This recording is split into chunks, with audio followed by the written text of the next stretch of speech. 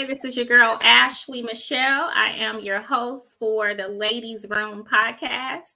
And I am so excited for this show. It's Tuesday, y'all. Tuesday is my new favorite day because we come to you all and I have the whole crew here, the whole squad.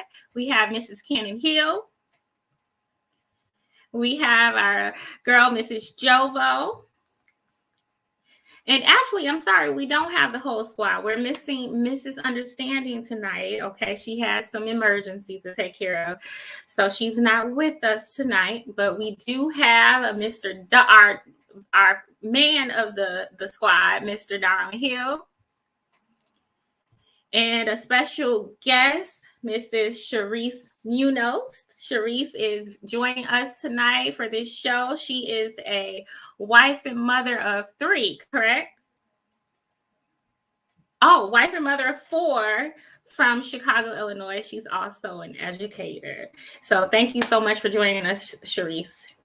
For those of you who are just tuning in, thank you so much for stopping by the Ladies Room. I am so excited. We are very passionate about what we do here at the Ladies Room. For those of you who do not know, we talk about everything related to women, hoping to inspire and encourage and teach women.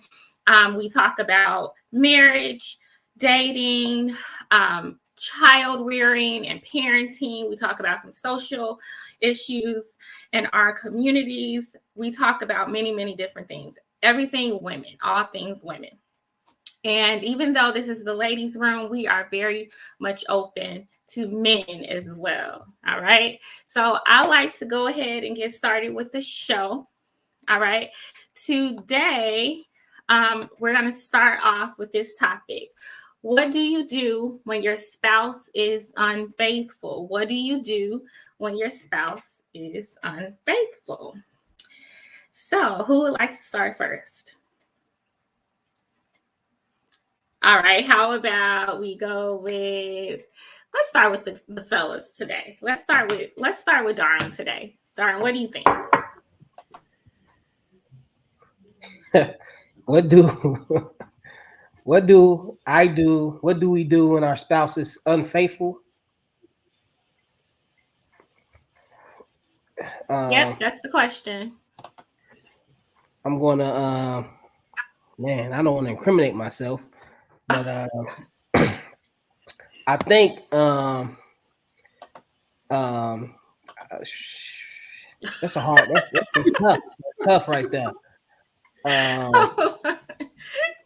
Darwin, I've only been married once, so, and I don't plan on getting married again. So I mean, it never happened to me, so I never even thought about it happening. So, you know, and that's a question in itself. Like, why do men get that grace that we don't even have to think about that? We have the luxury of coming home every day and every night, for the most part, and not even thinking that our woman is out there cheating. No matter what we do, we still think we got it on lock. But you know, I think I would probably, you know, lose my mind. You know, I probably go into a deep depression. I would hope that I would have enough enough sense to just leave, you know. And okay. I'm pretty sure the person I am, I probably would never forgive her. You know, even if I stayed with her, I probably would just be on some vengeful type stuff. I probably need some deep counseling to get over it. And I really don't. I really can't say. I'm just assuming the type of person I am. I'm a really sensitive person when I'm hurt. You know, I get really emotional, and I just get real vengeful. So, and that's because I never dealt with stuff like that. And I think if I was to get struck with that type of hurt, that I would probably, you know, lose my mind. So. You wouldn't deal with it so well. No, I wouldn't deal with it at all. Not at all. That's interesting. I have a follow-up question, as usual, but I want to hear from everyone else. And this is a very broad question, right? So I just want you all to answer it by what comes to mind, and then we'll start digging a little deeper. Okay, go ahead, Joel. So after I have my emotional breakdown and I cry and I scream, because I'm gonna just be transparent about it. infidelity is like a deal breaker for me. It always has been. I've seen marriages around me growing up, relationships around me grow up, fall apart, and not be the same after infidelity. So for me, it's a deal breaker. However, now that I've been married for as long as I've been married, I see it differently now. It's not just something that, okay, this person did the ultimate wrong, cut their head off, move on to the next person. I don't see it that way anymore. But after I have my emotional breakdown and I have my broken moment, I have to kind of remind myself of how I view my relationship with my marriage in the first place. Did I view it as something that could be broken? Because I mean, for me, that behavior is something that could potentially break a covenant between two people. But I must first kind of, check myself and have that conversation with my spouse. Did we have a covenant in the first place? You know, if it really is broken, okay, because there's certain things that we break in our house. There's certain things that can be broken, that are at risk of being broken. And I have to ask myself, do I really want to fix this? And do I have the energy to want to fix it? Like, because like I said, the reality of it is that once upon a time, infidelity for me, it was a deal breaker. Like, I would turn down dates when I was younger with guys that I knew that they had cheated on people, with other people. I didn't want nothing to do with them. Like, I would look at you differently if I saw you with somebody who cheated on whoever you were dating or your spouse or whatever. I would definitely look at you different. But now that I'm married, I see it differently. So I would have an emotional breakdown. I'm like, Darwin, I'm probably going to be in my feelings. I'm probably going to yell. I'm going to say some poor little words. I'm going to express myself emotionally. I'm not going to be walking around acting like I'm okay, because I'm not going to be okay. And then after that, I have to ask myself, okay, is this broken and do I want to fix it? Okay. So that's how I see it. Okay. So when you once thought that infidelity was a deal breaker, that was only prior to being married? That was probably, let's see, probably about 5 or 6 years into marriage. And I haven't experienced it before, but I've seen somebody close to me experience it. And so I've actually seen, since I've been married, a couple go through it, and now they seem like they're stronger than ever. So it kind of changed my perspective a little bit with witnessing what they went through. And now that I have my own husband, I don't know if I could just easily like cut my marriage off like something that didn't exist in the first place and just move on with my life. Like, I don't know if I could do that. I don't know if I could do that. So that would be my initial reaction. Okay. Thank you. So let's go ahead and hear from Mrs. Cannon Hill. Go ahead. What do you think? I think that it's a lot of variables to that. You know what I mean? It's kind of case by case. So it depends on a lot of different factors. Like, there's really not one single thing to do in the case of infidelity.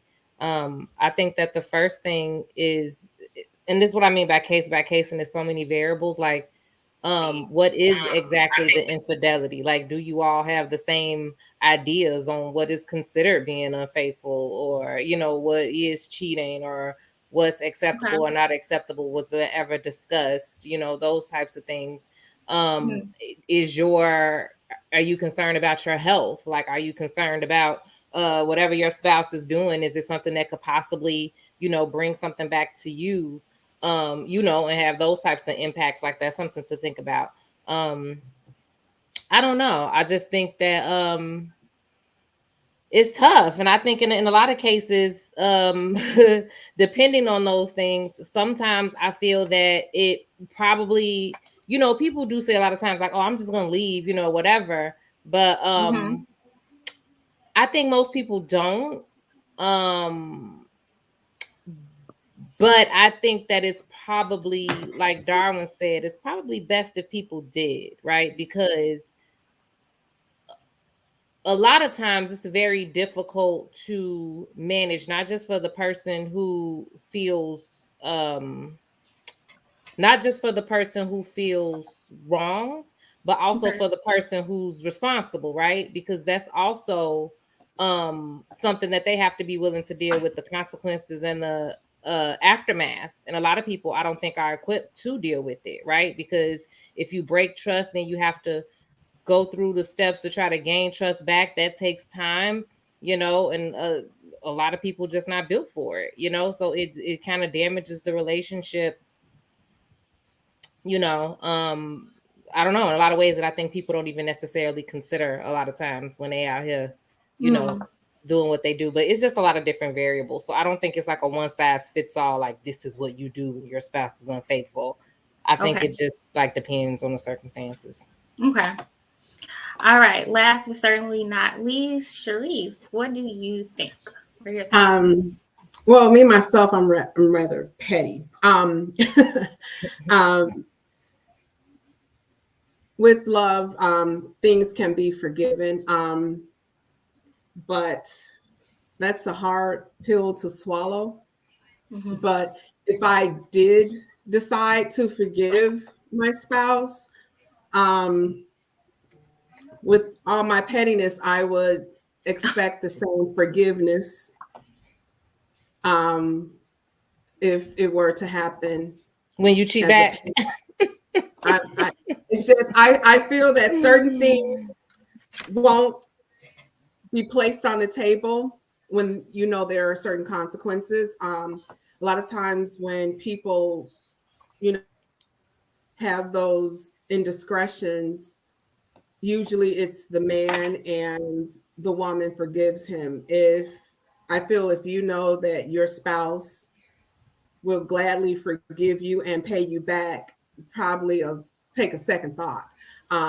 In my family, I've seen where, you know, marriages have fallen apart from infidelity. I've also seen where marriages were able to come back together and actually become stronger after the infidelity. So, you know, I don't want to experience that, but I definitely want to be loved with forgiveness, just as that my spouse would expect for me to love them with forgiveness. So we will actually see how strong our marriage is and how much we're going to forgive each other. Okay.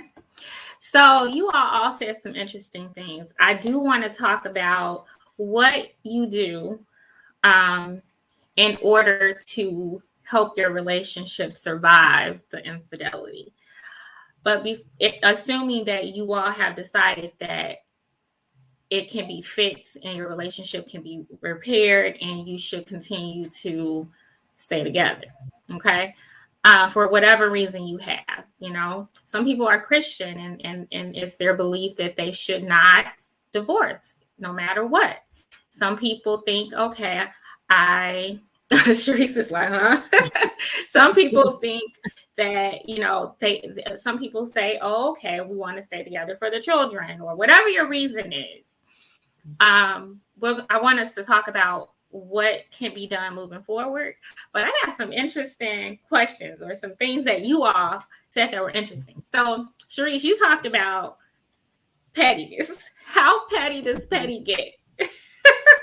Well, if I, and again, I don't want to go through that. I do not want, I've seen it, but if my husband were cheating on me, I'm going to cheat back. I'm going to cheat back. So, you know, I'm not saying it's the right thing to do. I'm not saying it's the right. So, you know, the audience, please don't, I said I'm petty. Please don't follow my footsteps. But who would that hurt more? Do you think that would hurt you more or him more? Or would it like hurt? We both gonna be hurt, and we're gonna help each other together get through it. Okay. I don't understand how you can, you know, and I don't, you know, he's the only man. I don't want to beat up on him, but you know, men seem to sometimes think that, you know, they can be forgiven and all is good. You know, my wife will forgive me. Okay, let's see how much you love your wife. Let's see you forgive her. It was a mistake. Okay. She's sorry. she's sorry. She don't want to break up the family. It just happened once. So let's forgive each other. Okay. All right. So some of you mentioned some you think, like Cannon, I know you said that you think it's best to just separate. Okay. But do you think that there's ever a case where you shouldn't separate? I mean, the only reason why I said that is just because I think that, like I say, it's not just for the person who has been wronged, but also for the wrong party. I just feel like because it takes so much to get out of it, right? And so what ends up happening a lot of times is like that relationship is not about to be the same. Like it's not about to just be operating like it did before. And I think a lot of times, especially the person who is responsible, like they want to just get back to it, right? And they don't have the heart to deal with what they created. You know what I mean? It's like so it ends up being like a kind of almost like a being a double victim, right? Because it's like, okay, like you've been wronged and then now you're the problem. And then the other person is like, now it's even more. It's probably the relationship probably gonna be it just takes so much work. And I feel like the person being unfaithful and choosing that avenue in the first place already indicates that that's their behavior. You know what I mean? So if that's how they deal with either issues or difficult times or whatever it is, then that's gonna be a whole nother difficult time. So I just feel like it's just gonna it's not gonna I feel like if that person was in a place to deal with that, then they would have dealt with whatever was going on in the relationship that caused them to stray in the first place. So I don't know. So I just feel like it's a protection thing. Okay. So but what are, like, I know I've heard some married couples talk about how their relationship survived infidelity. And I always wonder, did it really survive, or is the person who committed the infidelity just now more secretive and the infidelity is not disclosed? I wonder that. Now, I'm not saying that that's always the case. You know how they say once a cheater, always a cheater? And I don't necessarily believe that, but I do believe that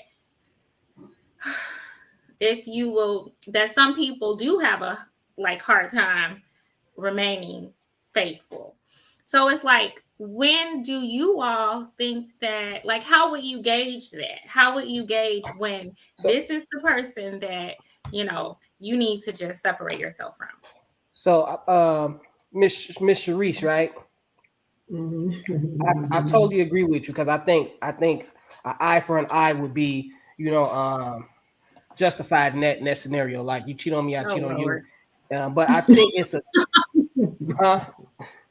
I think like, how do you come to that point where you made your decision? Like, okay, like, do you have to know for sure he cheated? Like, do you have to have a camera there? Or if he just did some suspect stuff and you just assume like, oh, you cheated, I'm just coming to that conclusion based on what I know, so now I'm about to cheat? Because a lot of people, like Cannon said, like, do your fidelity matches his fidelity? Like, is your fidelity like just talking to a woman, spending money on a woman, building a relationship with a woman, or sex with a woman? Or like, how do you determine like what when you're about to start cheating because he cheated? Like, because like, just because you say like, oh, you cheated on me, he can be like, no, I didn't, I just did this. No, you cheated. So now, are you going to go and cheat because you feel like he cheated, or do you need like 100% proof that he cheated? Like, how far does that go?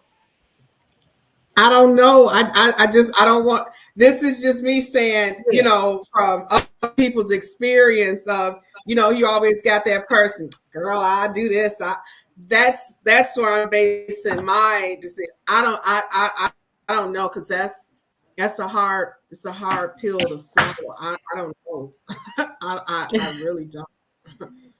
It's scary, actually, living, having to have, all those questions, because what do we consider cheating? Is it talking, or, because for me, I'm flirtatious, but nothing happens. Really? And I would be uncomfortable if my husband flirted like I did. But see, with women, we know how to, it's like with us, we know how, oh no, back up, I laugh, ha ha, but okay, that's enough. With men, it just seems like, because I have brothers and I'm like, oh, so women know how to turn it on and off. I feel like we do. We know how to decline. Yeah. Not you personally, like, but no, in general. We know, sorry, I'm married, and no, I'm married. There's a difference. And I just, I can laugh and talk all that. Then at the end of the night, okay, bye. You call, oh no, delete. What you in my inbox for? Delete. No. Men, are like, oh, no. I just, women, we she laughed at me. I'm in there. I'm in them drawers tonight. Yeah, exactly. And it's like, come on now, we just laughing at the cocktail party. What are you talking about? No, don't call me. I'm in my inbox no more. Dara, do you agree with that? Do you think that's the case for some men, that they have a harder time than women turning it off, so to speak, or decline? Really, I think what you're talking about, Sharice, is declining advances. Women, from the time we're probably at puberty, right? We decline advances. So do you think that we have an easier time, or we find it more natural to decline flirtatious people? I agree with that. Women like to be flattered in ways that men just don't understand. Like, all the woman needs to be told is that she's beautiful. You can buy her a drink, and that's a good night for her. Like, she had a good night. Like, yeah, I got a compliment. I got a nice drink. I danced a couple of times. I had a great night. Most of the time, the guys' nights, it has to end with sex. Like, I didn't score tonight. Goddamn, I struck out. That's usually how the dating scene goes with guys. Like, if we didn't get none that night, it's like it was a bad night. All our guys, they left the club with a woman, and you're the only one going home. Like, man, I'm a sucker. I'm a loser. So I think that's how we was raised, and I think it's the sport for us, more of a sport, and it's like the numbers game when you're dating and when you're out looking for that type of stuff, and I think it's kind of hard to turn it off and on. You just have to have some discipline. You have to be very intentional. You probably have to stop hanging with certain guys that pull you into those type of atmospheres, and you just have to change your lifestyle. It's a lifestyle, really. It's just like working out. You have to really be dedicated to doing the right thing. And okay. I like that. I like that you're speaking to the people who may be in a relationship and they think there's a little bit of hope. Yeah. They think that whatever their partner has done can be forgiven, and that they're. Yeah, I ultimately think it can be forgiven, but for me, it's like if I was to like stay in a relationship, I would have to know, like, I will have to get down to the nitty gritty. Like, why did you do it? Did you have feelings for him? Who is he? I probably want to go and fight the dude. It's like I have to. It's a lot of stuff I would have to do to be okay. And like Cannon said, like the person that did it, sometimes they're not willing to do what they have to do to make things right, and that's a big thing in the making up process. And in both parties. Like, for a man, he probably wants some blood. You know what I'm saying? He probably, like our masculinity just won't allow us to take an apology, and that's it. And she catered to us for like 3 months down the line. She's cooking, cleaning, saying all the right stuff. In the back of our mind, we still like, who is this dude? Where is he at? I have to see what I matched up against now. Like, what was it about? Okay, ladies. You hear all of this. Is what I always think is interesting about when men speak about stuff like this. And I have had so many conversations, this man included, but with a lot of different men, where I always ask, like, why do you think that men think that it's so much different for women, that we feel so much differently? Like, it's like kind of like the expectation is that we just eat that. You know what I mean? Like the same way that they feel, they don't understand that we feel the same way. Like that's the problem. Like, but you know what I mean? But it's like we're expected to just eat it. Like, oh, you're a woman. No, I'm not speaking as if you have to eat it or you don't have the same feelings, but you don't have the same actions. So what I'm saying is when I don't know too many women. Well, I mean, women be fighting all the time. I think like, men are more. Chick? Where's she at? I'm going to her door, snatching her out of house. What you mean? Well, remember when I said emotional responses? Mm-hmm. Yeah. I'm a Gemini. So it's like if something like that was to happen, therapeutic Mrs. Jovo is gonna go away for a minute. And then the other Jovo is gonna come out. And now what that other Jovo finna do? The other Jovo gotta come out. JoJo coming. I hear everything y'all saying. And my friends, my homies that are watching, they know exactly what I'm talking about. I'm talking about 4-letter words. If you cross your eyes, or if you walk down the hallway indifferently after you've done this, Jovo, like I'm just going to go off like all the time. I'm gonna be furious. Because to me, it's like you have decided, you got up, you said, okay, I'm gonna take care of you. We made a covenant, in front of family, friends, whatever. And then either you lack awareness or you lack self-control, or you had a selfish moment, but you didn't think about the bigger picture. And now you have ultimately put kind of a break in something that was meant to stay together. And I mean, I think about it deep. I mean, those of y'all who know me, y'all know how I feel about my marriage. Like, I'm going to go deep. So then the other Jovo is going to come out. She's going to come out. There is no coping skills. There's not going to be any therapeutic things going on. It's going to be who is she, but for the most part, it's going to be out the window. It's going to be no emotional intelligence. It's going to be, hey, cell phone provider, can you provide me with the bills from the last 4 months? I need to see my calls. It's going to be that type of attitude. I know, I understand all that, but for the most part, I know it's women out there that go and knock on doors. But for the most part, most of you women are not going to do that. Now, just be real about that. Now, maybe I haven't dated the right amount of women. I gotta push back a little bit because just because you didn't hear the tree in the forest fall down, don't mean it didn't make a sound. Like women know how to make sounds. If I didn't hear the tree in the forest fall down, when it comes to that means you didn't make the sound. Because I'm just saying. We know how to ruffle some feathers without having to end up in jail, or without what is the movie back in the day, Fatal Attraction. You see how the suspense it built. She didn't just come out crazy in the beginning. Like, it just built with each interaction and with each engagement in the affair. And then all of a sudden it was like, oh, she crazy. No, she been crazy. We know it's levels to it. It's levels to it. It's levels to it. And I think for me, you're gonna see a different version of me. I know me. So it's like, yeah, well, that's just human. I think you're not gonna know what you're gonna get.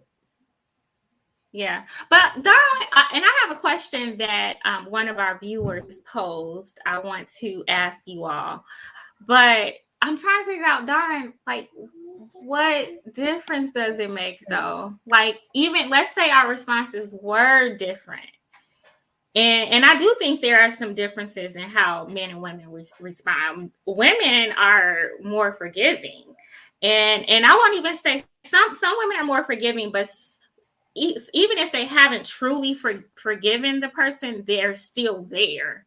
A lot of times women don't want to have to start over. I think that's because we're also social, but I think we're also socialized to expect that in a relationship with a man. Like, oh, you're gonna get cheated on. So and I want to talk about that.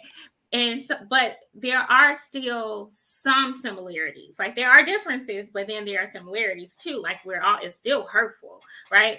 And it's still very upsetting. But you were trying to say that, like, we don't respond the same, but I'm trying to figure out why. Well, what I'm trying to say is, I'm just trying to understand why does that make a difference?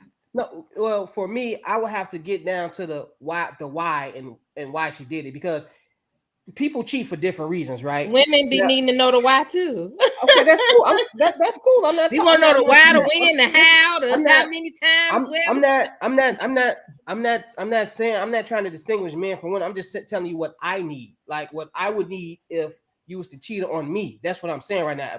If you need the same thing, that's cool. We both need the same thing. But what I'm saying is, I would need to know why, because if you like a serial cheater, it's different ways we have to work on different things. If you're a serial cheater, we have to approach it another way. Or if you cheated because you think I cheated, then we have to approach another way. Or if you cheated because you're easily seduced by men, then we have to, work on that too. So, and I think if I cheated and then you cheated back, I think I would probably be more forgiving, because it's like, I deserve that, you know what I'm saying? And in the back, and when I calm down and think about what really happened, I'd be like, you know what, I have to eat that, you know what I'm saying? But if you just out there just effing all the dudes because you just some type of addict, then it's like, I can't deal with that, you know what I'm saying? So I would have to like, you're not gonna help me through my addiction.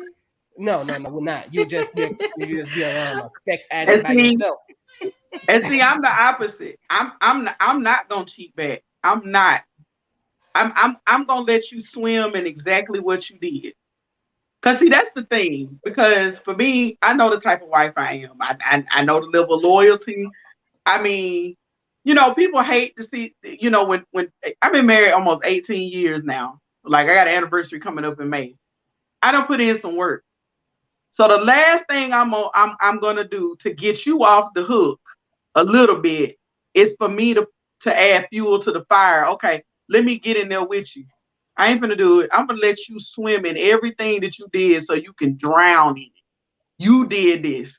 You're not gonna be able to focus on what I'm doing because I'm gonna be coming. I'm telling y'all, it's a whole different side.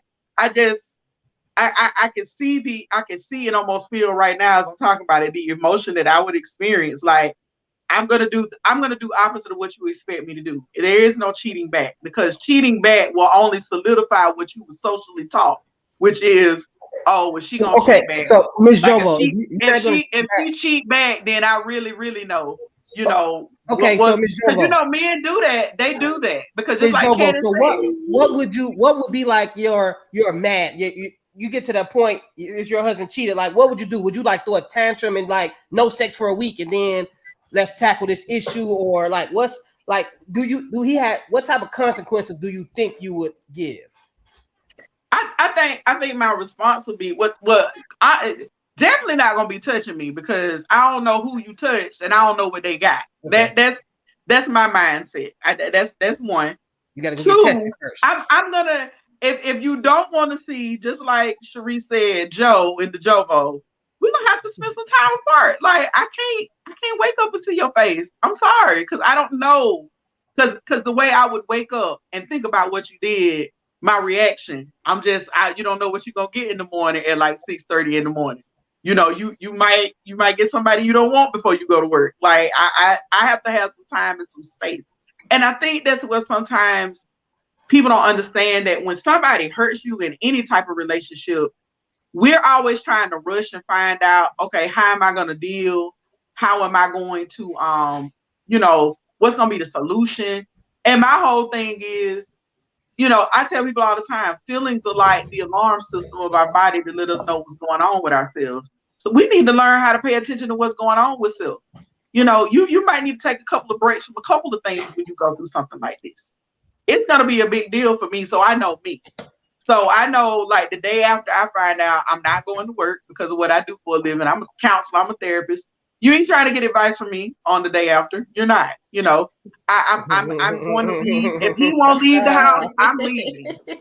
If he won't leave the house, I'm going to leave. I'm going to need some time and space so that I can figure out what I'm going to do. Because if I try to make any decisions on how I'm feeling right then and there, it's over. So what if he cheated? What if he cheated? Can he leave the house to, I might ask him to leave. Like, I'm just telling you, I would not want to wake up. You about to send him back to old girl. Huh? You about to send him back to old girl. Hey, all behavior is a choice. Nobody made you do it in the first place. No, you can't. All behavior is a choice. You go get her all hotel money. Is a choice. You go get him a hotel money? Am I gonna give him hotel money? Yeah. Hey, if he out there cheating, he probably already got hotel money.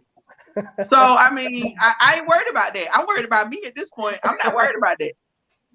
You know? Yeah. And then the other thing I think you got to consider too with infidelity is that it takes two people to fight for a marriage. So if you're the person pushing for therapy, pushing for healing, and they just like, why you just can't forgive me?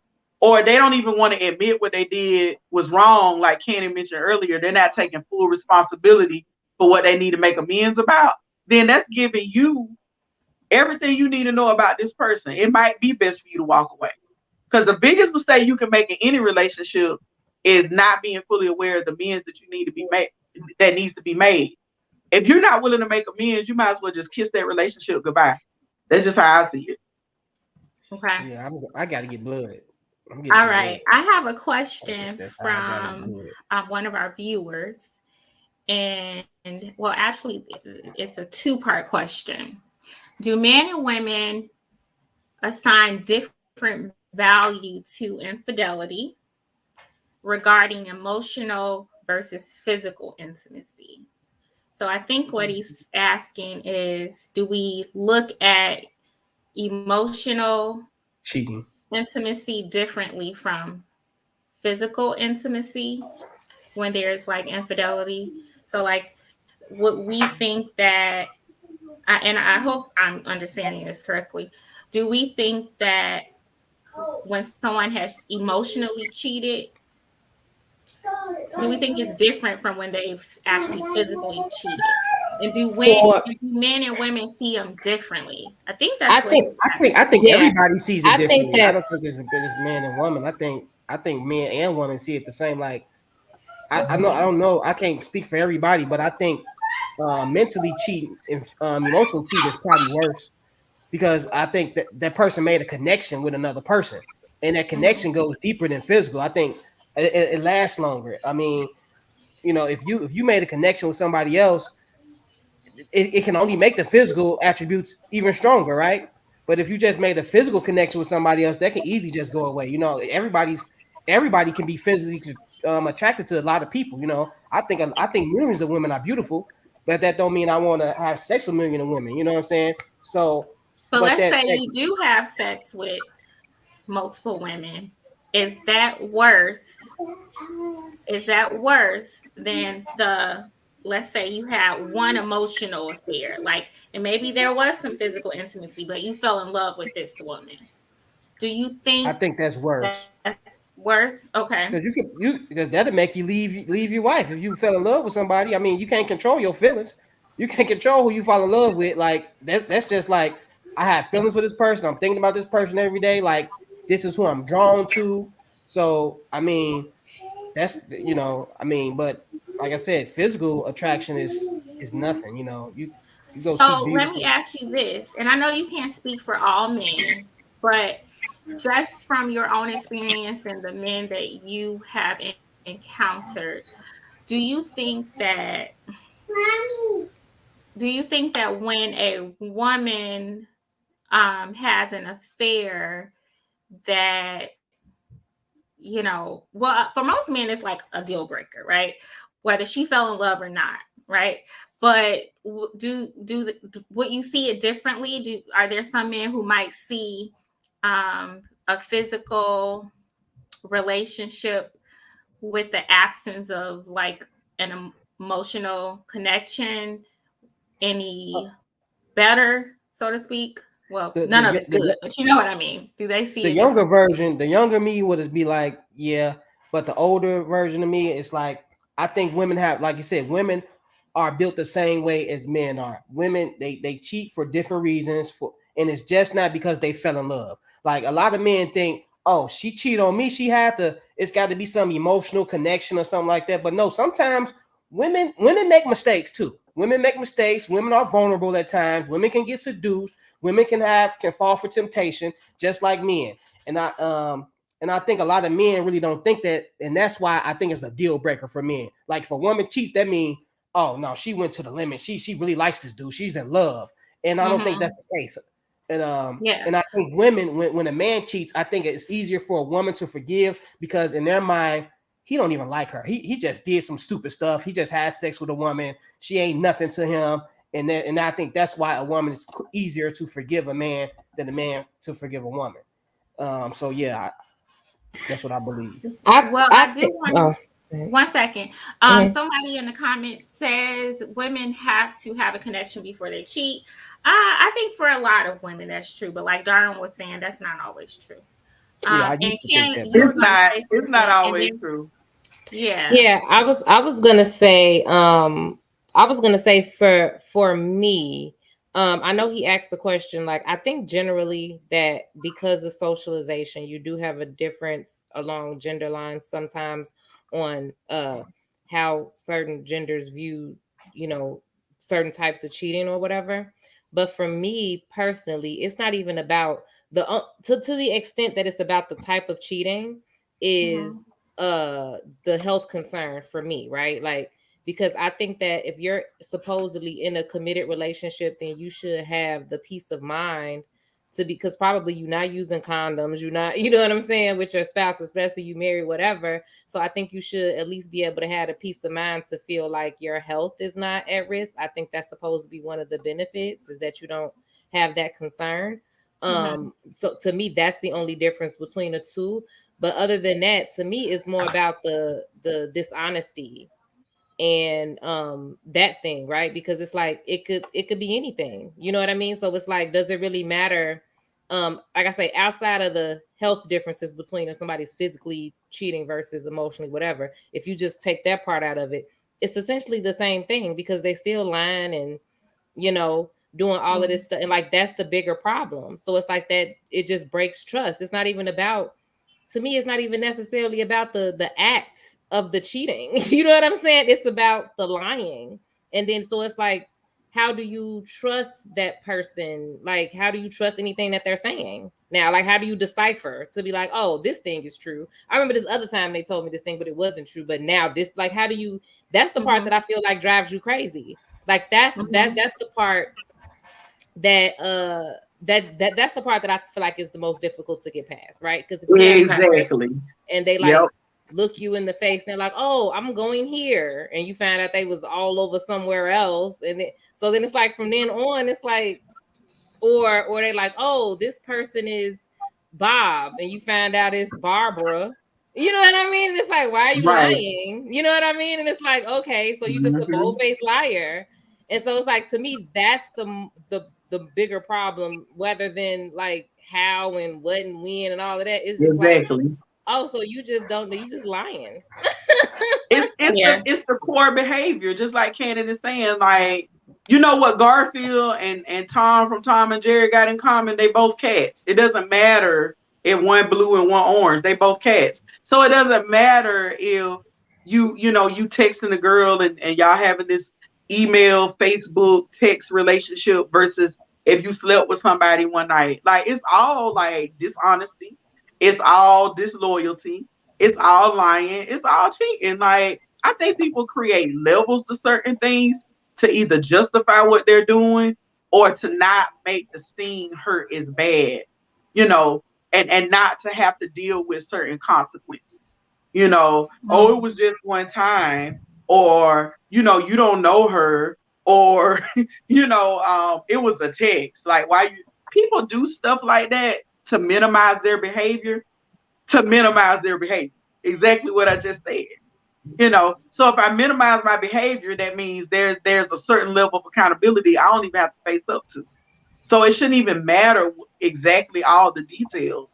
It's like what you learned in school about, my educators know, it's what you learn in school about the main idea or the context clues of a passage. Like, you can read two different passages and they got the same main idea. It's the same thing. Whether you're lying about where you're going up to the act. I think it's all about the process leading up to the act of infidelity. Yeah, like the flirting. You're potentially giving away something, and I don't want to make it seem like energy and effort that you're taking away from your main relationship. We don't have infinite energy. That's what people don't be like we don't have infinite energy. So whatever wherever you're taking that energy, even if it's a little piece and putting it over there, you're taking it out of your home and you're putting it elsewhere where it don't need to be. When it's already hard enough to be in relationship. Exactly. And there are no amounts of levels.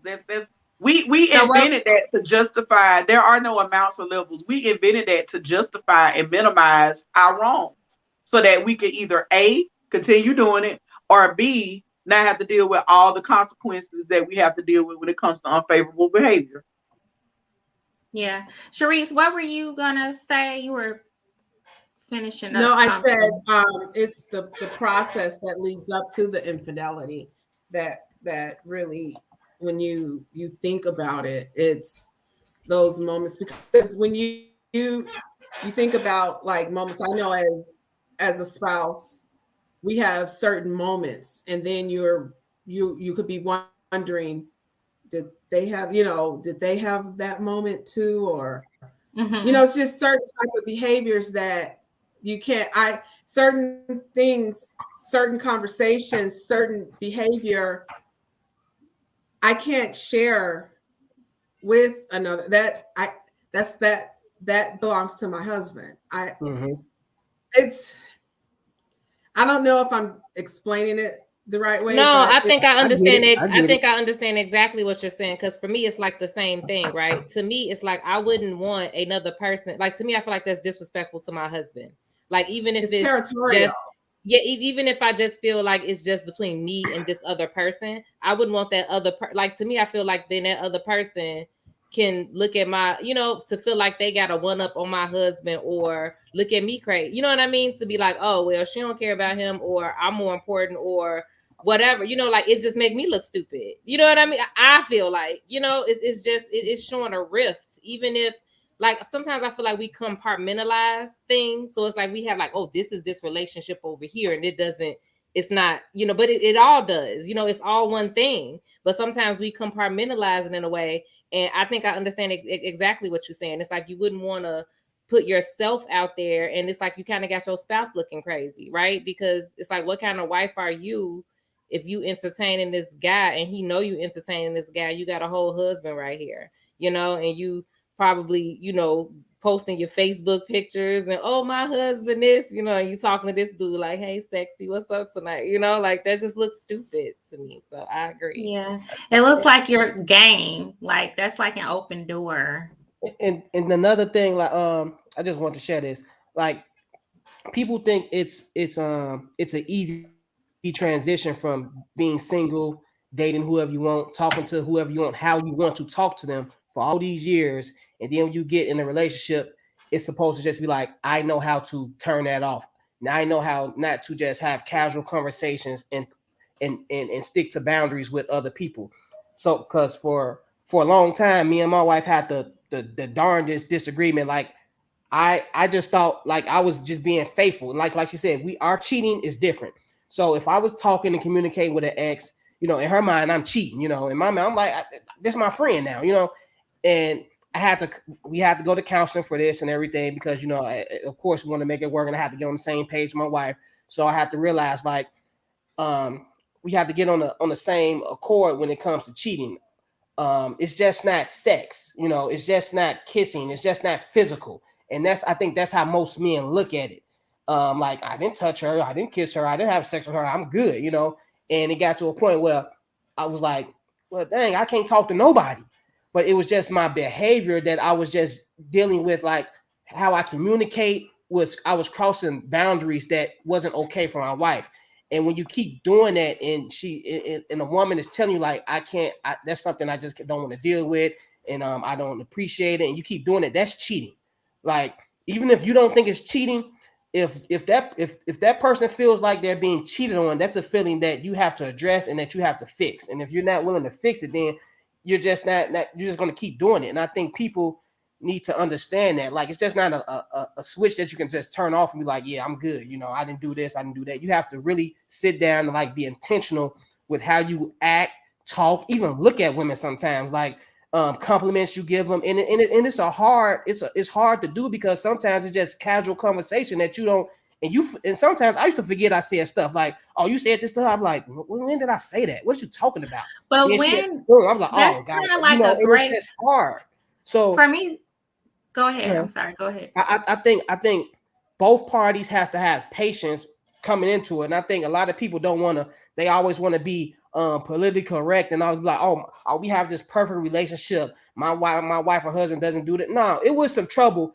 You don't just get with somebody and you know how to act just off top like that, to know what to say, the right things to say. You have to really sit down and have those transparent conversations with each other and be like, no, when we went out and you was talking to the lady up there and you had her laughing, I know you didn't mean nothing by it, but she was laughing a little bit too hard, and and then she touched your shoulder. I ain't like that. And it's not being jealous. It's not being insecure. It's just like you said, it's territorial. I don't want no woman thinking that, hey, I can get him. I don't want no man thinking, no, they can get my wife, because at the end of the day, you have to be comfortable with yourself. And it's not all about that pride and that ego. Like, you have to be vulnerable and be like, hey, I didn't like that.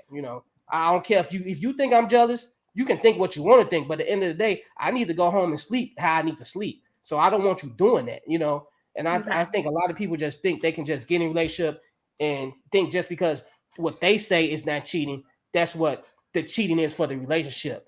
And when you get in a relationship, it's a whole different ball game. What your rules don't matter no more. Y'all have y'all own set of rules now. You have to accommodate my emotions, basically. Yeah.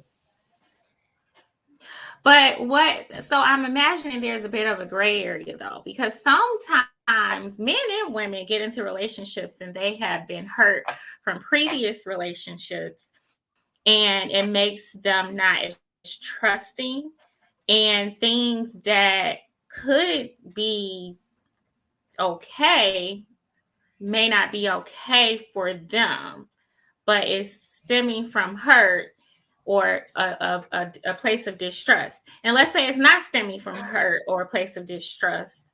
What if it's just, when does it become too controlling?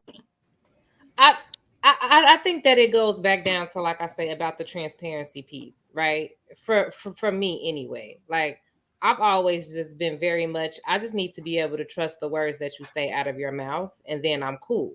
Like, I think that that's the issue, because like he say, I don't think you always gonna come together and be on this one page all the time and view things the exact same way or whatever, or you're not even gonna make bad choices or whatever. But as long as there's transparency, I think that makes a big difference. I think a lot of people run into issues when they can't trust their partner. And I think a lot of it has to come from just not being transparent. And I think a lot of people don't think like lying by omission is lying. You know what I mean? They think, oh, I didn't lie because I didn't come and outwardly say a lie, but I just didn't tell you something, right? Like, that's still a lie. You know what I mean? So it's just that's another thing I have to work on. See, a half a truth is a lie. A half a truth. Yeah, And so like therein lies the work. I think that some people can be, there is a possibility that you do have some people that are super insecure, all on their own. And they may have had experiences and they can be jealous and ridiculous. But I think a lot of times, in more instances, it has a lot to do with the current relationship and the trust levels between those two people. I think that the other part is like kind of on the extreme bit of it, but I think most people, those type of issues come as a result of how those two people are interacting with each other. Okay. I think. All right, y'all. Good stuff. Darren, you wanted to add something really fast? No, we can move on. I think. Go ahead. I think people in general need to treat relationships like newborn babies, like with sensitivity, right? Like you're not just going to when you get a newborn baby, it's like you're teaching them the world, what's new to them, and you're being very careful with how you talk to them, how you handle them. And I think people need to do the same thing with relationships. Even though it's a grown person sitting across from you or you still have to be very careful with them, because their mind is very fragile, emotions are very fragile, And especially when you with someone new, you don't trust them, they don't trust you, so you have to be very careful. And I think communication is the best way to go about that. Okay. All right. So I wanted for some people out there who may have experienced infidelity or maybe experiencing it now to get a little bit of insight on how to keep the relationship going and how to evolve from it. But that's not this group. But not right now. Not right now. I do want to add. I didn't cheat on a lot of women now. I'm just, I wasn't always good. Y'all like, look, I'm out. I'm out. Like I just, I mean, I'm always encouraging healing, and I just want to, if you are watching and you are somebody who's been affected by infidelity, maybe you're watching this with your spouse or your partner, like just understand that healing is a process. It's a process, and it's not gonna happen overnight. You might have people outside of your relationship expecting you all to kind of, what are you gonna do? What are you gonna do? Don't let the world or society or even the person you with put pressure on you making the most sound decision that you need to make that's going to be best for yourself and the relationship. Like, I think a lot of times, and I love what Cannon and what Darwin said about transparency. I think a lot of times people fear transparency because sometimes you see some things that were there once kind of everything is uncovered.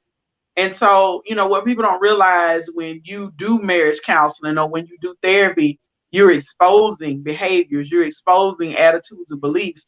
So I just, I want to encourage people that, if you are struggling with this, don't think that you got to make a decision tonight or today or tomorrow, like there's no, allow yourself to feel what you feel and then understand that healing, is a process. Like it's not going to be something that you're just going to get over.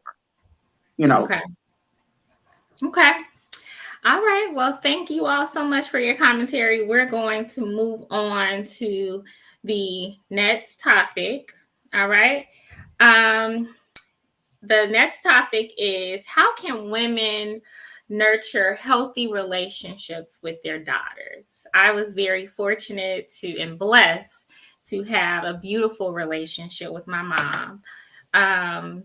It wasn't perfect, though. It was not perfect. We had some tough periods too, but oh my God, we had a really good, close relationship. And I appreciate that.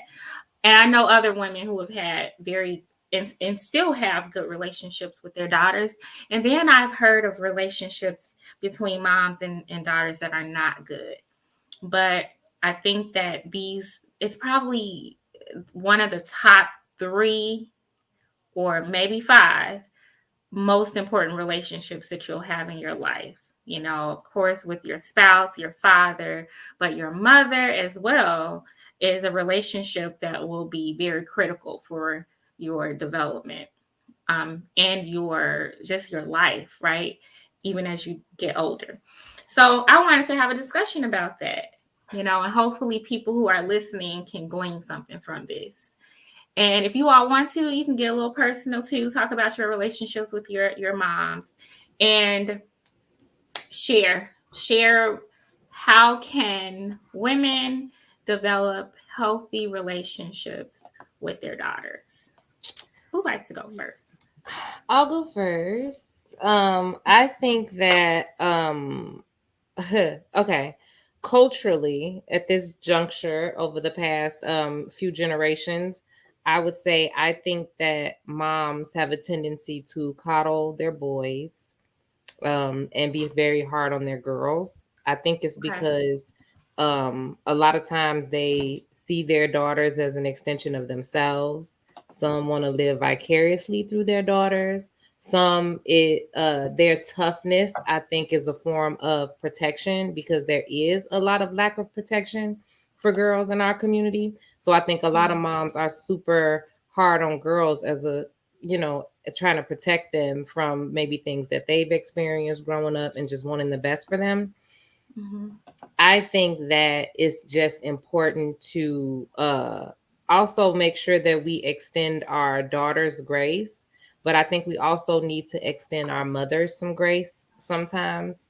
Because as you get older, I think you start to better appreciate some of the things that you better understand some of the things maybe that your moms have been through that led them to be the type of people that they were and to teach you the types of things that they taught you. I think that that's what's missing in a lot of times is grace on both sides with those strained relationships. And I think, like I say, it comes from a place where I think a lot of mothers, they just want their daughters to be better than them. They want better for their daughters, and they just try to push it by any means necessary. And it's like a sense of urgency. Like, it's like, you know what I mean? And which I understand. And then on the flip side, for us daughters, a lot of times we like, what is wrong with you? Like, calm down. Like, this is my life, shorty. Like, back up. But like, I'll say, like, for me personally, like, me and my mom have always been super, super close. But we've had a few rough patches, here and there. But I feel like as I learn more about who my mom is and kind of some of her upbringing and some of her thought process and things like that, I can better appreciate who she is, as a person, as opposed to just like as my mom.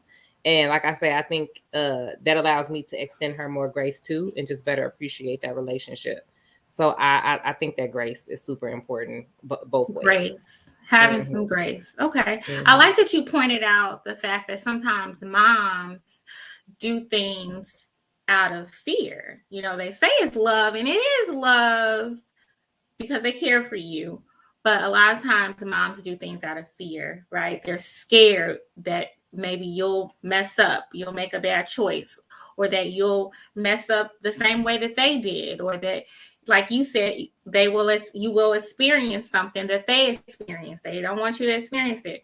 So a lot of times, and I've experienced this a little bit more so with my aunts who are like my moms, they sometimes don't want you to do certain things, try certain things, go places because they're afraid, and then on the other spectrum, sometimes you have young people who are not cautious enough, right? So I think that a lot of times, especially in those earlier years, like adolescent years, where moms and daughters have a bit of a hard time. And so I appreciate you talking about grace, having a little bit of grace. Now I know it's easier to have grace as you get older. Telling a 12-year-old to have grace for their mama is like talking to a wall. But it can be done. It can be done. Sharice, you are a mom of, I know, at least one girl, right? Yes, God bless me. Thank you, God, for one girl. And she has, oh my God, her daughter is she's all grown up now. And she's gorgeous. So tell me, and she's older now. So Cannon, you have the young one who's gorgeous too. And Sharice, you have an older daughter who's what, 18, 19? No, 22. Oh, wow. Okay. So please share. How have you been able to nurture a relationship with your daughter? What day of the week is it? Like that, it's difficult because with my daughter, I see the intelligence that I never had, like the book knowledge, but then there are decisions that, like, for instance, she's 22 and she came home, it's like maybe 1 or 2 o'clock in the morning. I'm like, what are you doing? You grown? Okay, you grown. Oh, I took the L. And see, you're grown, make your own decisions. We're in Chicago. Do you really need to be catching the L at 1 o'clock, 2 o'clock in the morning? Like, it's decisions like that. And she's like, she okay. No. In Chicago, I don't know. And she was on the L plenty of times at 1 or 2 o'clock in the morning in Chicago. And that's, well, but I work downtown. So yeah, she works downtown. But Ashley, I'm like, the L, like, oh my gosh, you need a police escort. But I have to learn that her decisions have to be her decisions. I can't guide her with making the decisions that I want her to make, how I want her to make them. And I have to learn that. It's a day-to-day, struggle, where one day we're like this, I love you, what you need, baby girl. And the next day it's like, sis, we can do this. We got a whole living room. We can start moving furniture right now. how you want to go about it. And it's that type of struggle. I'm learning that she's an adult, and she's learning that I'm not just her mom. I'm also an adult. I'm a grown woman. And, there's arguments where I'm like, your brain isn't even fully developed. You're 22. A 22-year-old is like, oh, I'm grown, and you are grown, but your brain is not fully developed. So some decisions that you're going to make, they're not logical, but they are logical for her. And I have to understand that. And so a lot of times, like when you have adult children, they want all the freedom, and they want the freedom, but they want you to have the responsibility. So it's like, I can do whatever I want as long as mom and dad, you're going to be responsible for it. And with us as parents, it's a matter of, I want all the responsibility for you, but I do not want you to make those decisions for yourself. And that's what we're supposed to raise you, to guide you on your journey in your life. But it's sometimes very difficult to release that control. Like in school, it's like a gradual release.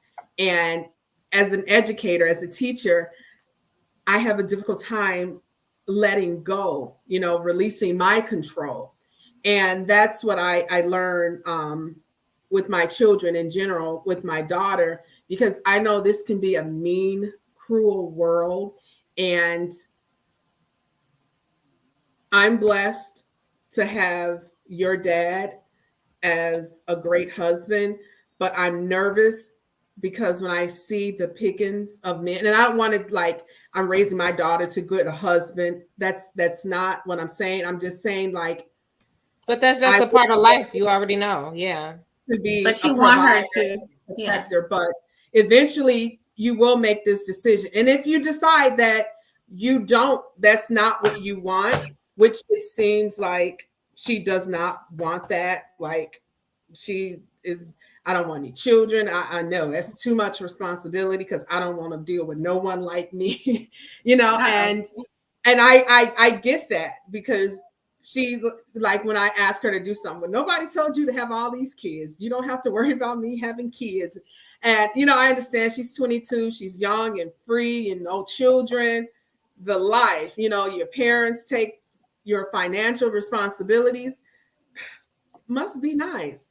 But a lot of the personalities clashing when you live in the same household, you move out with roommates, you don't feel like adulting anymore. You want to come back home because you have that foundation, that stability, that if it does not work out, I can always come back home. But you're an adult coming back home. At home, we're making the decisions. And then that's when you have a lot of clashes where you can't tell me what to do. This is my house, but I'm not going to pay rent, and it's all of those issues that come about, and they're minor, but they can actually blow up to the point where I did not know that was an issue, but clearly it is an issue. And some conversations can really blow up. And then there are other days where it's such a loving conversation that has went on for hours. And then a week later, you can have a conversation and it's like, oh my gosh, when did it go left? What happened? So, cultivating those relationships can be very difficult, very difficult.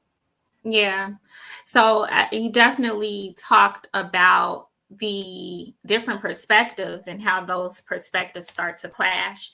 And what I hear you say is that there's a period between that adolescence and young adulthood or early adulthood that is like gray area. I think we've all experienced that. I know I have experienced that, like when I was coming up, where you're technically an adult, but it's like, no, you're still growing. You're in a way you're still a child, 2021. I mean, you're kind of still a child.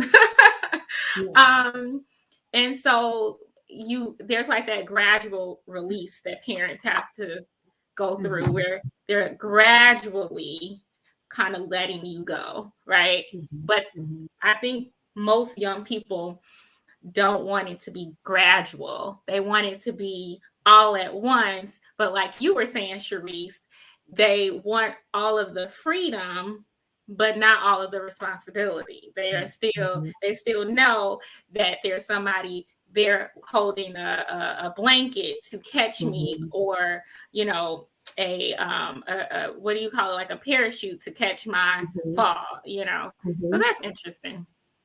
Jumbo, how will you answer this question? How can women nurture healthy relationships with their daughters? Yes. I think transparency is a big part of it. I was only raised or reared by my mom till I was 6, and her addiction did not allow her to raise her children. She was sick, and so I grew up with grandmas ×2, or ×4 if you add in great grandmothers, and a whole bunch of aunts, because my dad has a whole bunch of sisters. I'm very transparent with my daughter. Knows my life story, and she's only 10. And I don't tell her to, because I know some people, will say, well, this is what happened to me, and this is how lucky you are. I don't tell her that for that purpose, but I'm very transparent by allowing her to know that I'm learning how to be a mom, and I'm going to be learning probably for the rest of my life and your life. I don't know their days. I don't know what I'm doing, because I don't know what it's like. I never had that relationship with my own mom, and, Cannon talked about having grace, and I learned grace as I grew up for both of my parents. Like they were kids when they had me and my brother. My grandmother was a girl when she had my mom. So you got children raising kids, and it's like, no, there are no adults to guide and kind of guide that boat and ship. So, that's one. I think too, teaching things not when something bad is going on. Like I have these random conversations with my daughter about certain things she need to know at a certain age. And what I forget to tell her, I put it in a journal. I've been writing in a journal off and on since I knew I was pregnant with her, from like month 3. And my plan is to give it to her when she goes off to college or when she becomes a full-fledged adult. And I'm going to say, okay, here, read this, because if I screwed up in some areas, here's some notes that I forgot to share with you. Like, I'm learning, how to be a mom. And I think sometimes parents think they're supposed to know, and that the kids should have the idea that, oh, you're supposed to know how to do X, Y, and Z. And we're learning this together,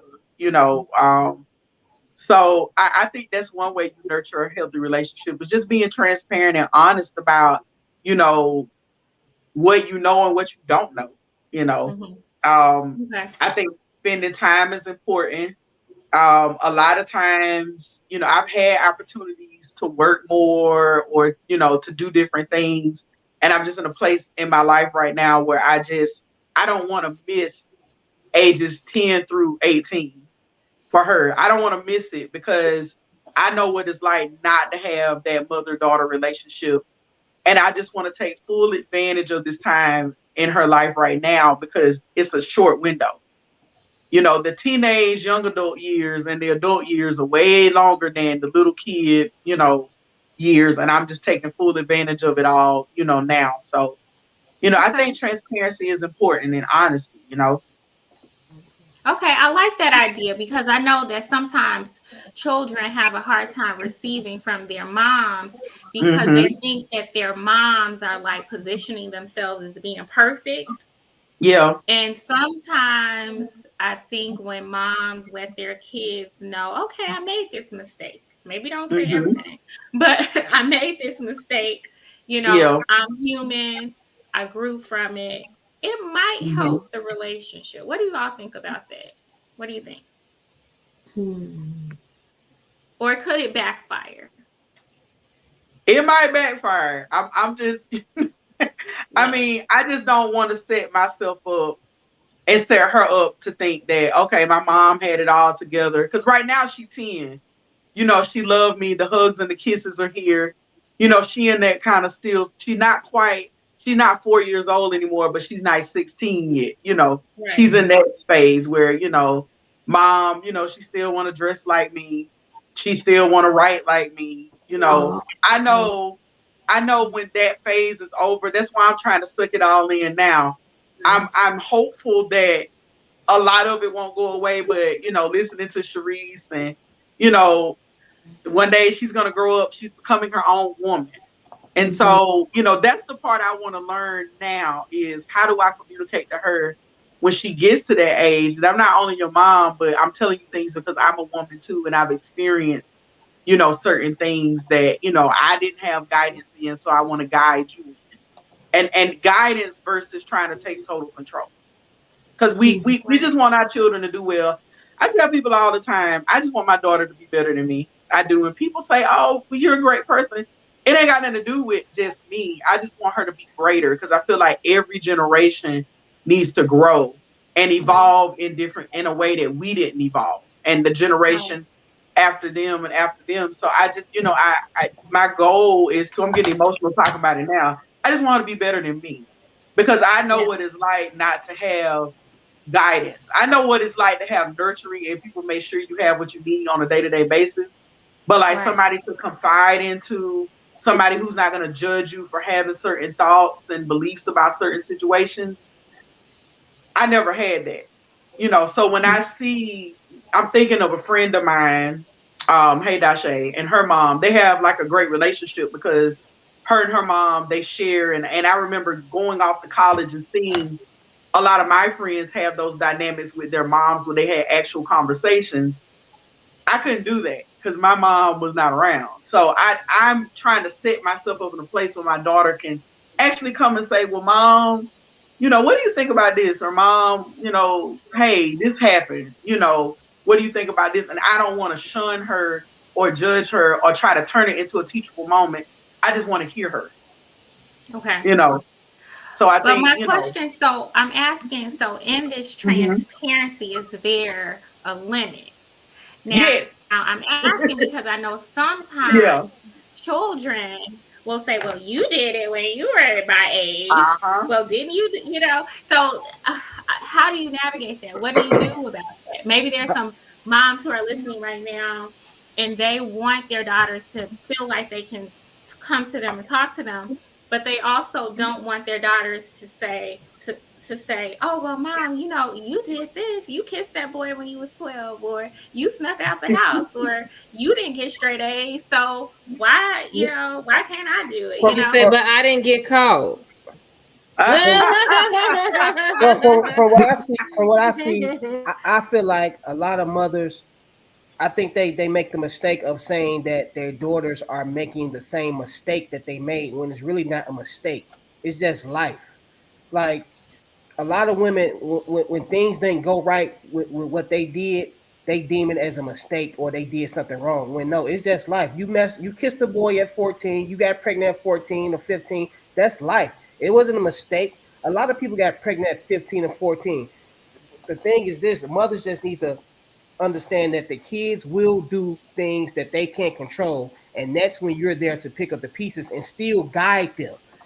It's not a mistake that they had a baby. Like I It was a mean, bad it's choice, unfortunate though. that they had it early, but life goes on, and they can still be a great mother, still raise a great child. So I don't see it as a mistake. And I think a lot of mothers say, like, "Oh, I don't want you to make the same mistake as I made." Well, the mistake that you made was me. And if you're a great mother to me, and you think I'm a great daughter, how is that a mistake?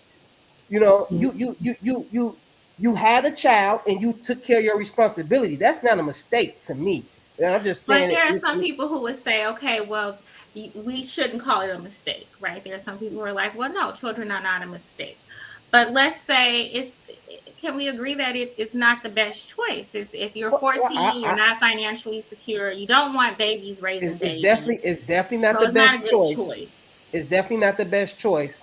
It's not the best choice, but at the same time, it's something you did it. I mean, you did it, and life goes on. Now you have to, my grandmother had babies at 14. A lot of people had babies at 14. It wasn't the best choice, and a lot of stuff that we do now is not even the best choice. Even as adults, as 30-year-olds, is not the best choice. But guess what? We still have to deal with it, and and unfortunately, a lot of us have support systems that help us deal with it.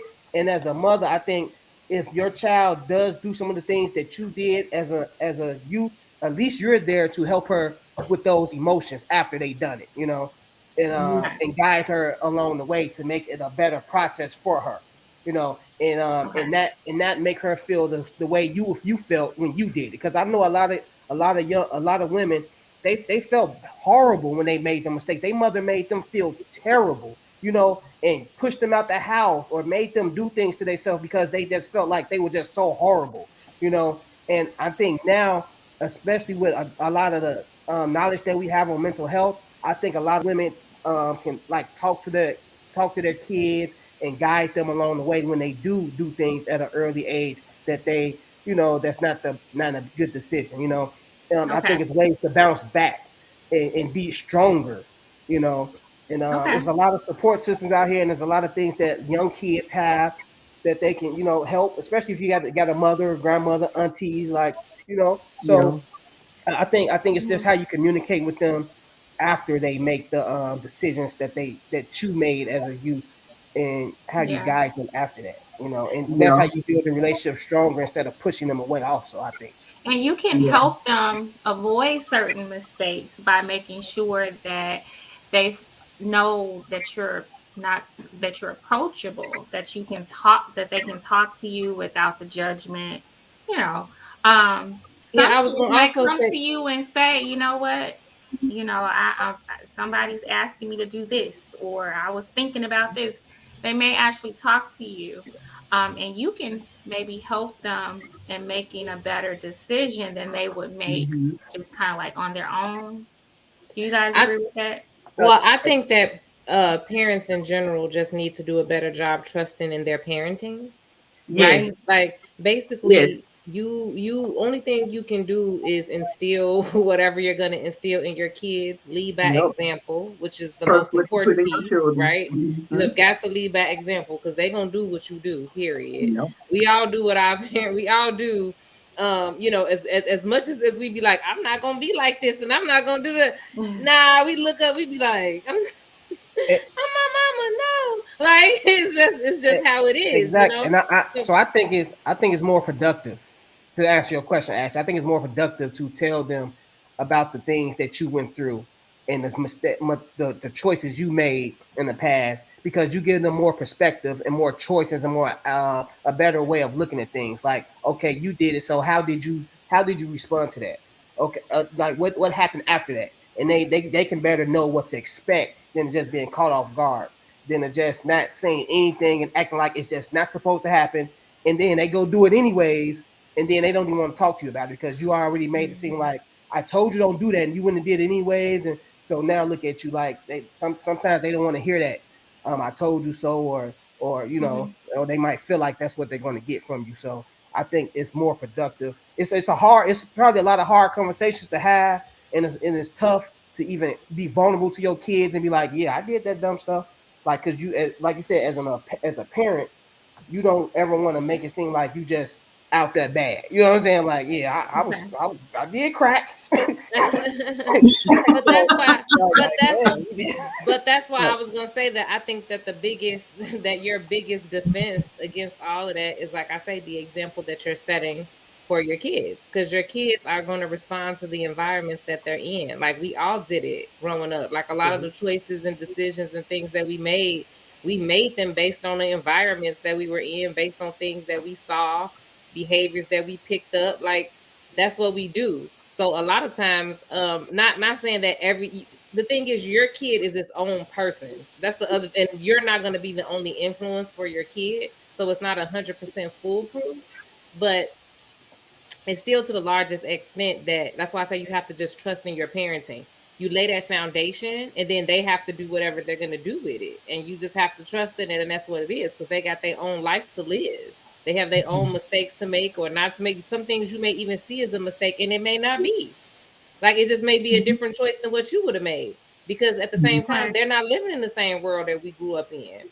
And and their kids ain't gonna grow up in the same world that they grew up in. So it's gonna take a different set of skills, a different viewpoint. It's something that we don't even have access to. It's something that they would better navigate.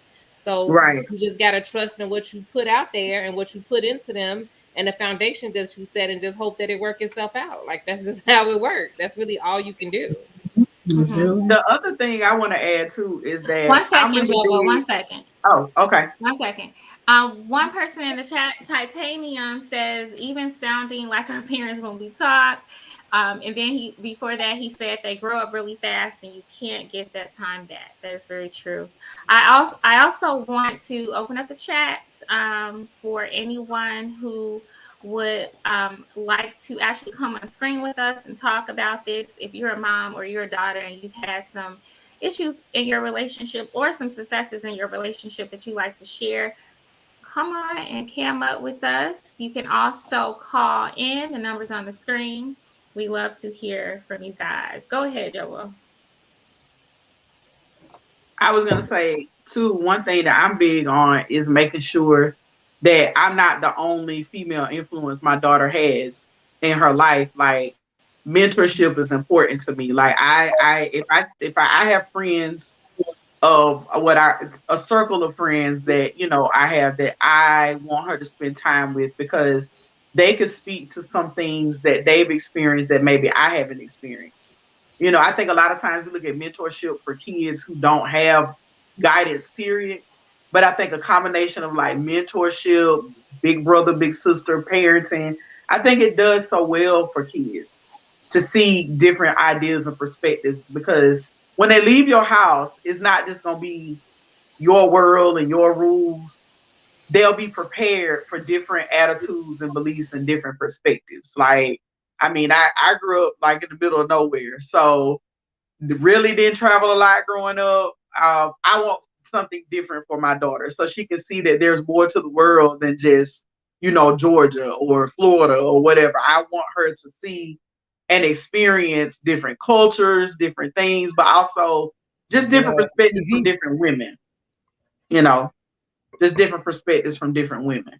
Get her a TV, Miss Jovo. Let her stay right on out there in that country. She ain't nothing out here. Ain't nothing out here. Ain't nothing out here. All right. Tell all that stuff you see on the news is make believe. All that stuff is make believe. He's so funny. All right. So we heard a few things that I hope people can take with them. Transparency, being real, being relatable, patience on both parts, right? Children, daughters and mothers. We got to be patient with each other.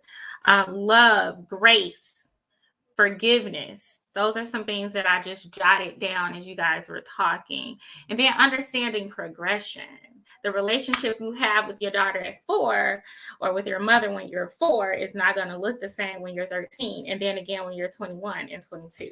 So understanding the progression. All right. So we're going to move on with our next topic. The last topic is, how do we deal with family members who have toxic or unhealthy behaviors? All right. So we talk about people who have certain habits, right? And we all have bad habits. right? But we talk about people who are just have very unhealthy ways, meaning that they have ways that make it difficult for them or for you to engage with them in a fruitful way. You know, they could be people who lie, people who blame, people who are very, very emotional. I was talking to someone not long ago, a few days ago, actually, and she was telling me how her daughter is very, very emotional. She has some deeper psychological issues. And when she gets upset, she just has these outbursts and she's mean and she doesn't control her emotions and she blames people. And just generally it's very hard to be in a relationship with her because you just don't always know what she's going to do. You can almost anticipate that she's going to have some very strong emotional response, but you just don't know like what she'll say to you, what she'll do, you know, and it's just it's like a roller coaster. And I mean, I've experienced difficult relationships with people that I love, so I wanted to talk about that. How how do we deal with family members who are toxic or family members who have toxic ways? Go ahead. What do you all think?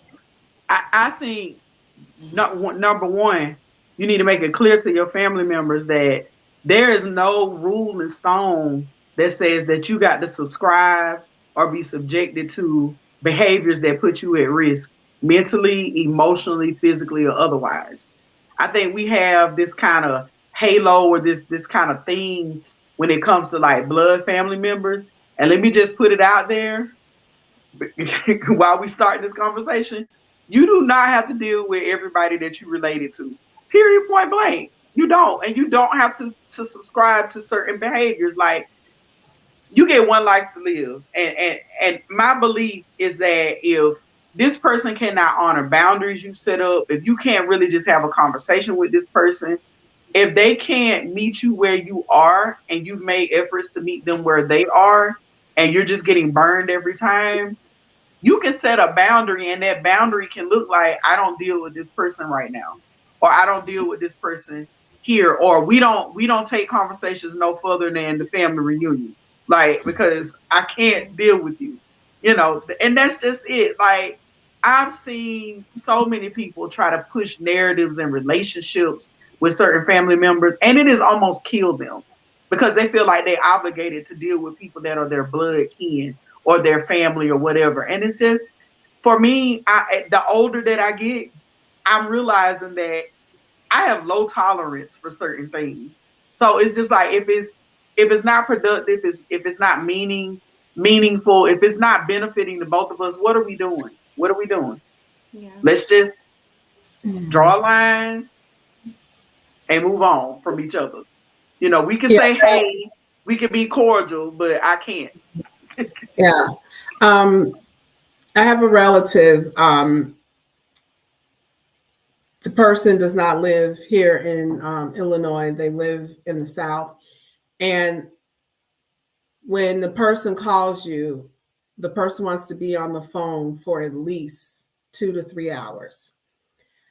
I have other siblings that will sit on the phone for that amount of time, and I won't. And so the person was upset with me because I said, no, 2 3 hours. I don't talk to Jesus for that long. I don't talk to you about 2 3 hours. No. And the person stopped calling me. And I would say, when's the last time you talked? Oh, I talked to you yesterday. I just put the phone on speaker and I did my laundry. I washed dishes. No, I'm not doing that. I talked to finally I got in contact with the person and I said, I'm sorry, I'm not going to talk that long. So I was cooking dinner. Oh, you're cooking dinner. What you're cooking? Blah, blah, blah. I'll talk to you while you cook. No, you're not going to talk to me while I'm cooking dinner. I talked to you on the ride home from work. Now I'm inside. I love you. I'm not going to talk to you. You're right. I never want to talk to you for 2 or 3 hours. Nope, I don't. And so there have been times that I've called, won't answer the phone. It's like, I'm good. Lord, you talked to my sister a couple days ago. You healthy? I'm good. So you do have to set boundaries, and those individuals will become upset, but they'll get over it. They'll definitely get over it. Now, when the relative calls me after 20, 25 minutes on the phone, click, they rudely, voluntarily get off the phone. Stop.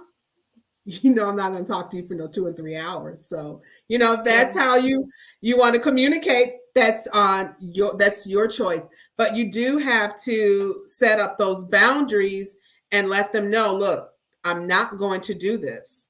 It's not that I don't love you. It's not that I don't care. I'm not. And they will be offended for a minute, but they'll get over it, and they'll adjust to your boundaries, because you have to set them.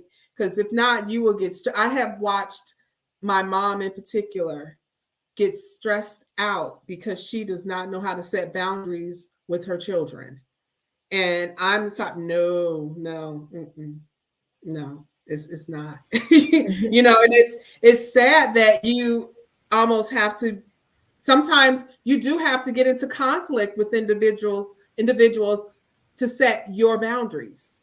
You do. And it's sad that it has to be that way. You can't have mutual respect, but it sometimes you have to do for your mental health, because people will drain the life out of you.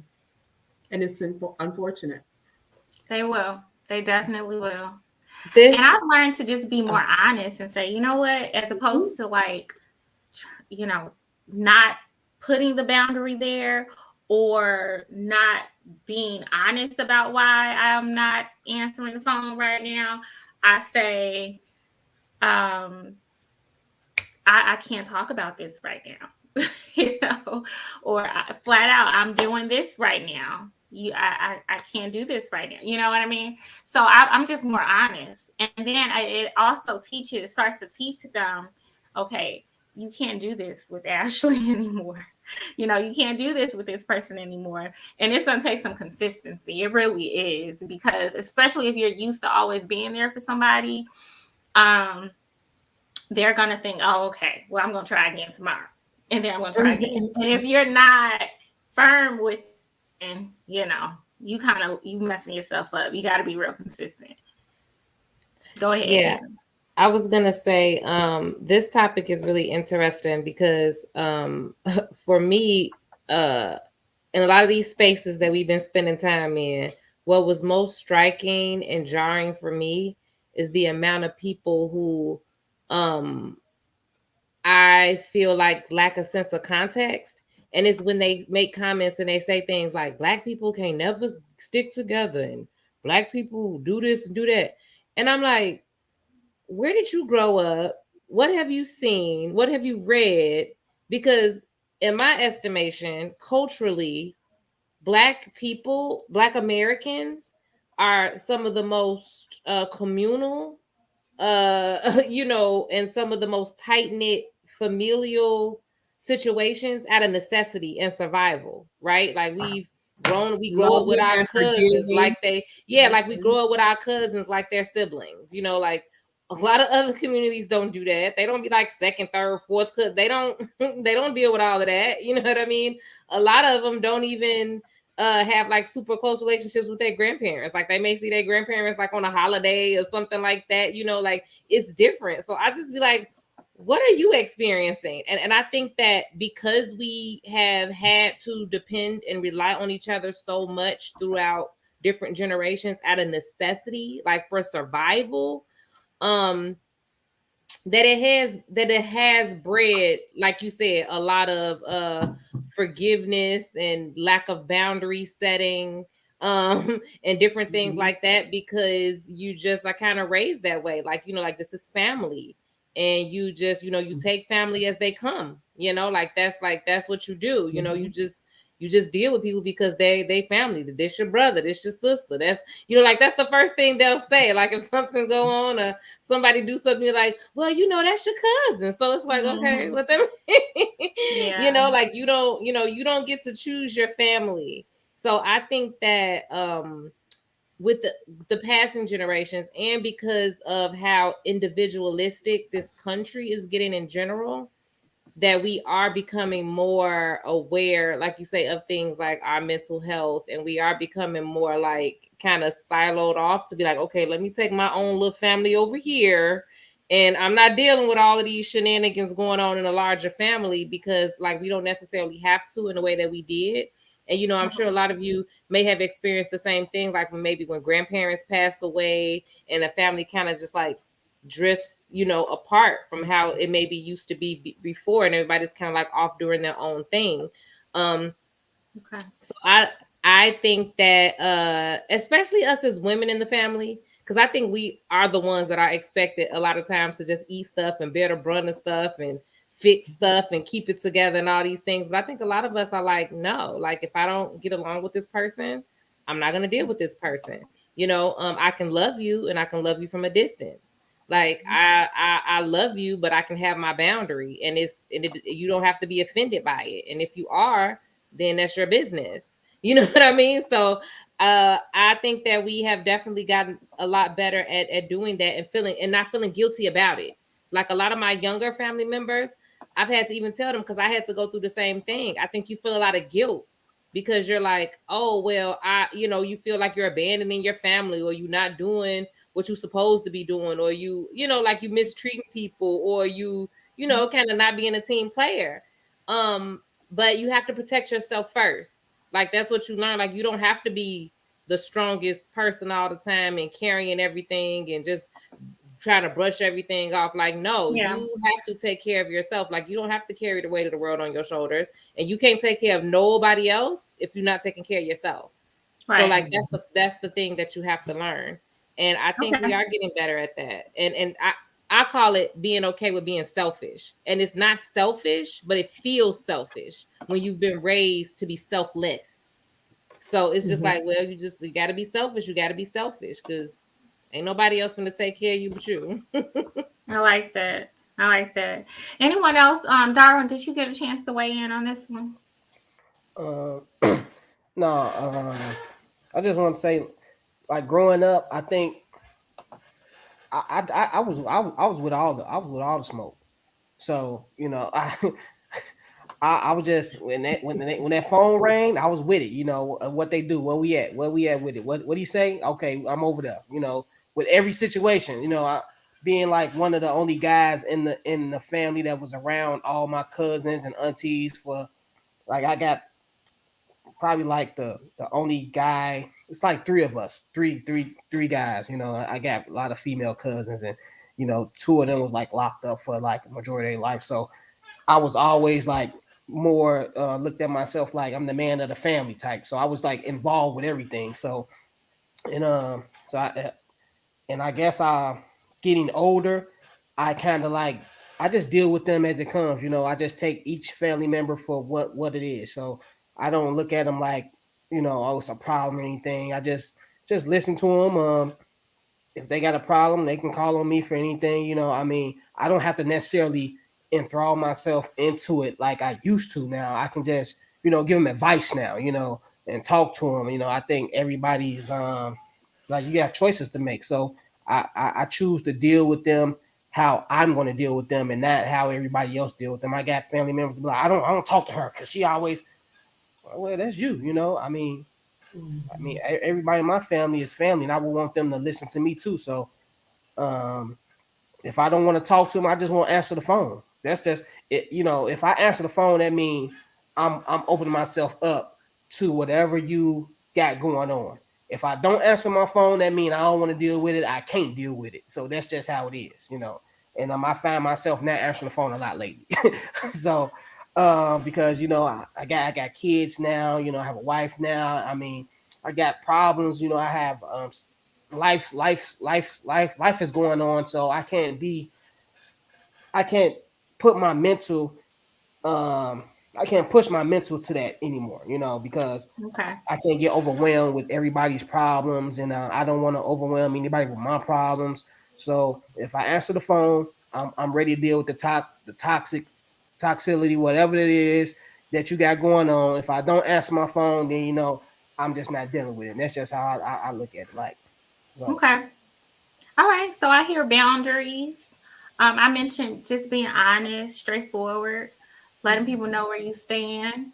Mm-hmm. Um, and not feeling guilty about it. I hear that from Right. you guys a little bit, knowing that, you know what, it's I love what you said, Cannon. You were like, it feels selfish because we've been taught to be Be selfish. selfless. Mm-hmm. Yeah, and I know I personally have struggled with that, like, because I'm such a giver of my time, and I'm like I like to serve, like I like to do things for people, and people know that. Yeah, you can relate, and people Mm-hmm. know that about me, and it's so funny. Mm-hmm. I read this article some years ago, and it said people will go to you because they know you're gonna say yeah, like, and my aunt was Mm-hmm. like. What and it was something else that basically that was the point, like they specifically go to you because they know that you're going to say yeah, and they know that you're the one that's doing everything, you're going to say yeah. My aunt says they choose the road of least resistance, and it's like I like to help, right? So it's hard for me to say no to certain things, but I've learned, and I'm getting better at just saying no, just because. Sometimes it's just because I want to be at home. I might be able to do it. But I want to be at home tonight, or Mm-hmm. I just want to lay on the bed and stare at the wall tonight. Like self care is okay. Yep. Saying Or no, because before I wouldn't say no if yeah. I had the money, if I had the time, and even if I didn't have the time, I try to make the time. Like it was Mm-hmm. crazy. And so I am learning not to be stressing myself out as much, Mm-mm. No. making sacrifices for myself. Not saying that you never do it, because you do it for people that you love, right? And you want them to do it for you when the time comes, right? But you got to have some boundaries. You got to be okay with saying no just because. Not because you got some Yes. reason, just because. Yes. And Yeah. then you turn 40 and you like, no. And they like, why? And it's like, because I don't want to. And we done with the conversation. That's it. I had a bad habit. And Kenny has heard me do this before because I've done this on the phone with her. Like, I'll miss a phone call or this happened.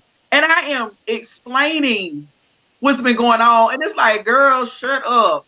You Yeah, ain't I gotta told her, explain I was like, yourself. you ain't got to tell me all that. You ain't gotta explain yourself. I used to explain myself to my family all the time. And now Yeah. I find myself drifting further away from situations where I feel like I got to explain myself. And now it's like my new response is no, because I don't want to. Because I one thing about being a unhealthy, toxic behaviors in the family is being the over helper and the oversharer. Because I've been there. Like, I'm the eldest of my sibling group, if you want to call it. Like, it's just me and my brother, right? I'm the oldest child. I have I have been the one to bear all these responsibilities with taking care of aging adults and parents going in and out of rehabilitation and granting grace and all of these things. And now I'm at a point in my life where I tell my family straight up, I'm tired. I don't want to do this no more. Like, I don't. Like, you have family members, they only call you, just like you said, Ashley, because they know you're going to say yes. And then they only call you when they need something. And now mhm. I've been Yeah. able to just assertively, in a very respectful way, haven't heard from you in a while. I'm sorry that you're experiencing this, but I'm not going to be able to do it. Well, why? Because I don't want to do it. But Now to let's Shannon's change the point, topic, or we can get off the phone. Like, I know that sounds very blunt and dry, but that's just where I'm at. Because if I don't set those strong boundaries, you will drain yourself. You will become someone that you can't even stand. One really big red flag when it comes to low self-esteem is a person's inability to practice self-care and to prioritize self. So Mm. I found myself in a situation where it's just like, I'm giving more to people and worried about more about how other people are living than myself. that is ill. That is toxicity. You know, that's not good. Like, you need to And change this, then girl. you find out, see, like my biggest lesson or my biggest Mhm. thing from my life is that I feel like I have to put the majority of my energy into taking care of myself and what Mhm. I'm responsible for, because then Mhm. you're not going to be burdening other people. Right. You know, it's like, Right. because you can get into codependent situations There where you you're go. stretching yourself so thin and you're doing Mhm. so much that you even putting yourself in a bad spot, and then now Right. you need somebody to come help you, and it's just this cycle of ridiculousness. And it's Right. like, no, I'm not gonna spread myself that thin. I'm gonna take my energy Mhm. and put it right here, and don't nobody got to worry about me. Okay, don't worry Right. about me, and you worry about you, and let's Right. just do it that way. You I know. think Right. I think I was more worried about the guilt part, like being Mhm. like you said, being growing up with like living with practically all my family at one point in my life. All my aunties and my cousins became sisters and brothers and stuff like that. So, and and they had a part in raising me and taking care of me. Like if I came over, my cousins is cooking me a meal. If I call one of my cousins and be like, "Hey, cuz, I'm hungry. Come on and eat," you know, like, so it's like they took care of me like people do more for their brothers and sisters than they probably do for their cousins. But when your cousins are like brothers and sisters, you feel like obligated to, do more for them now. So, and I think that's the way I grew up. So it's like I can't tell my brother, my sister no. When they call me for help or when they want me to listen to them or when they want me to act a fool with them, I can't do that. So and I feel guilty if I was to just like bow out and be like, nah, like, because that's not how I just get down because it's like like you said, like we're supposed to do more for our family. We're supposed to just go to the end of the lines, ride or die. You know what I'm saying? But it's like but when you get older and you start having more to lose, you start Right. realizing like some of these toxic ways is like, hey, nah, I can't participate in that no more. You know, Exactly. I'm not beating up your boyfriend because you was wrong, cuz like I know back in the day, I used to do it, you know what I'm saying? But like I gotta think about stuff like this now. Like you wrong, you need to Right. go over there and apologize to him. And I kind of like him anyways, we talk about basketball and stuff, so you need to go and apologize now. But so it's different now. So because now I Yeah. Right. have kids and I have to make sure I stay out of trouble Yeah. and stuff like that. So, Right. and I don't want to. But now I just like you said, I don't care about feeling guilty because I know how to be right now. I don't have to just do it because I'm older now, so I can kind of check them and let them know, like, hey, we're not about to do this. I know you called me Mhm. for stuff, but no, you're not even about to do that now. I'm not Mhm. participating in it, and you're not even about to do it now. As opposed to back in the day, like, Tell okay, your daughter to turn that TV down. yeah, I know she about to do it. All right. Someone in the chat says I can say no in several languages.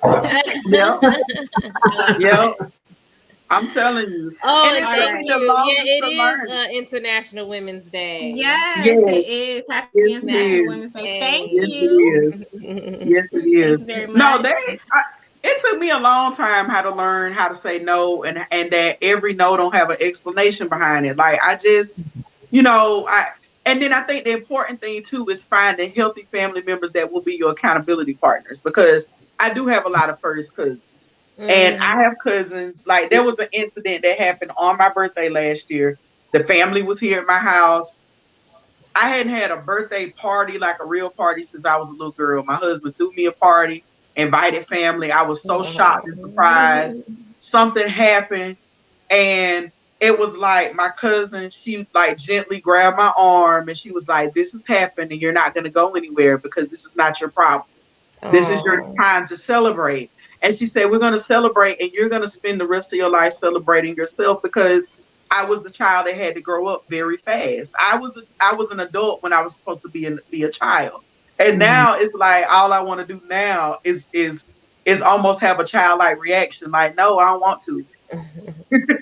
It's like reverse. Like, no, I don't want to.